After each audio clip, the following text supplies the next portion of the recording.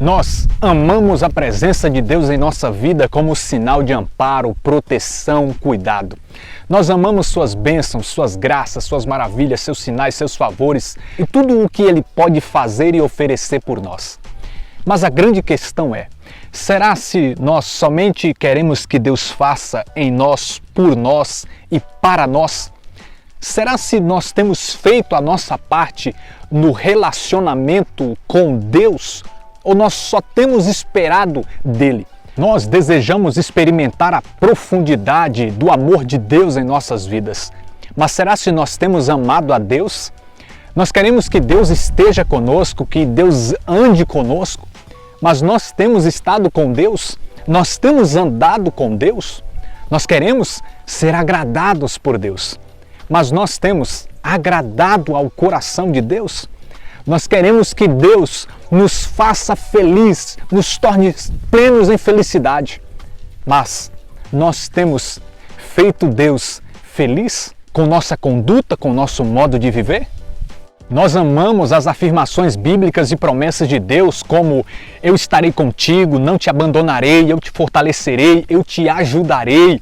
Mas nós não podemos ignorar o outro lado, onde Deus nos chama a não abandoná-lo, a estar com Ele. Quando nós lemos Gênesis capítulo de número 5, encontramos lá um personagem chamado Enoque.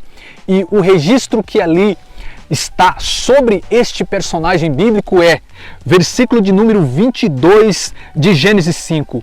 Enoque andou com Deus durante 300 anos e gerou filhos e filhas. E o versículo 24 de Gênesis 5 repete novamente esta mesma afirmativa dizendo: Enoque andou com Deus e desapareceu porque Deus o levou. Enoque andou com Deus. E ainda no livro de Gênesis nós podemos aqui pegar o exemplo de Abraão, que recebeu aquela promessa extraordinária de que teria uma imensa descendência, e o Senhor diz: olha, eu te abençoarei. E é muito lindo nós meditarmos sobre a história deste grande homem de Deus. Mas olha só o que Deus exigiu dele em Gênesis capítulo de número 17, versículo de número 1. O Senhor apareceu-lhe e disse: eu sou o Deus Todo-Poderoso, anda em minha presença e sê íntegro.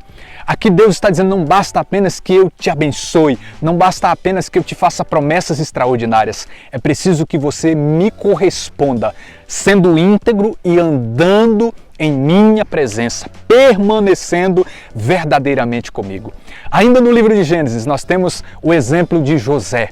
E nós pregamos e ouvimos muito sobre este personagem bíblico, que teve sonhos e vemos que no final Deus o honrou e ficamos extasiados da obra maravilhosa que Deus realizou na vida de José e por meio dele. E não tem como negar que Deus estava com ele. O próprio livro de Gênesis, no capítulo 39, no versículo de número 2, está escrito assim: o Senhor estava com José e tudo lhe prosperava. Mas nós não podemos também ignorar a postura de fidelidade de José para com Deus. Neste mesmo capítulo de número 39, perante uma tentação, a mulher de Potifar estava insistindo para que ele deitasse com ela, mas ele resistiu. E nós lemos em Gênesis 39, verso 9, ele dizer assim: como poderia eu cometer um tão grande crime e pecar contra Deus? Nós vemos aqui que Deus estava com José, Deus estava o abençoando, prosperando, o ajudando, mas José estava correspondendo a esta presença de Deus e esta bênção de Deus na sua vida, sendo fiel. E ele não pecou, não deixou-se vencer pela proposta daquela mulher, mas foi fiel ao Senhor. Então, não basta que Deus ande conosco, é preciso que nós correspondamos a Ele, andando com Ele. É sempre uma via de mão dupla, é preciso reciprocidade, mutualidade. Lá em 2 Crônicas, capítulo 16, no verso 9, lemos assim: os olhos do Senhor percorrem toda a terra, para sustentar aqueles cujo coração lhe é totalmente devotado, entregue. Nós vemos aqui que Deus tem um olhar especial e se manifesta de forma especial há aqueles que o buscam, que entregam o seu coração a Ele e não se comportam como aqueles que só esperam de Deus, que se comportam como verdadeiros parasitas na vida espiritual, na vida de fé. Deus percorre com os olhos a terra, procurando esses que têm um coração desejoso de oferecer totalmente suas vidas a Ele. Esta é a busca de Deus por pessoas que o buscam. Essa é a lógica do cristianismo. Deus veio até nós por meio de Cristo, nós precisamos ir até Ele. O Senhor doou-se, ofereceu, sacrificou-se por nós e nós precisamos doar, nos oferecer, sacrificar a nossa vida por Ele. Eu gosto muito de um texto que está em 2 Coríntios, capítulo de número 5, a partir do verso 15, que diz assim: sim, Ele morreu por todos, a fim de que os que vivem já não vivam para si, mas para aquele que por eles morreu e ressurgiu. Uma vez que nós experimentamos Deus, tomamos consciência de que Ele morreu e ressuscitou por nós, nós também devemos morrer por Cristo, viver por Cristo, nos entregar ao Senhor. Eu gosto também de João capítulo 15, onde nós vemos esta mesma ideia sendo apresentada. Lá no versículo de número 4 de João 15 está escrito assim: permanecei em mim e eu permanecerei em vós. Então, antes de nós ficarmos querendo que Deus permaneça, que Deus esteja conosco, nós devemos entender esta palavra que nos chama a permanecer em Deus. E assim Ele permanecerá conosco. Nós precisamos ter essa atitude de ir a um Deus que já veio até nós.